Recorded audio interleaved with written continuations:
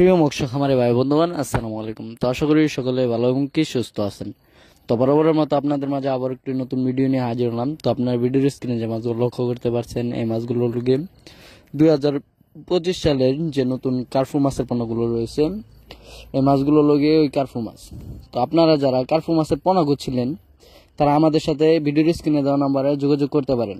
আমরা সর্বোচ্চ কম দামে এবং কি পুরো বাংলাদেশে হোম ডেলিভারির মাধ্যমে অক্সিজেন প্যাকেট করে পৌঁছিয়ে দিয়ে থাকি, এবং কি আপনারা চাইলে আমাদের লোকেশন মতো এসে ভালো উন্নত মানের মাছের পণ্যগুলো যাচাই বাছাই করে সংগ্রহ করতে পারবেন।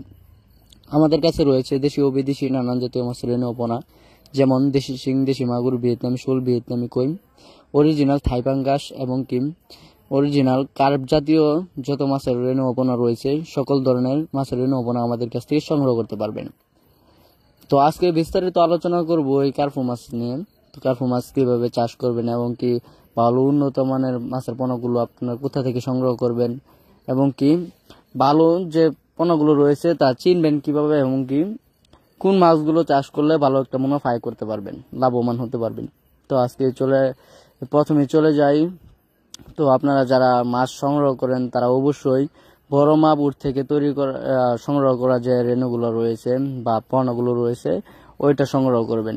কারণ দেখা গেল যদি মাগুরটা বড় হয়ে থাকে, তাহলে ওর ফলে যে রেণুটাও আর কি ওর কাছ থেকে সংগ্রহ করা হয়, ওই রেণুটা দ্রুত বৃদ্ধি পায়।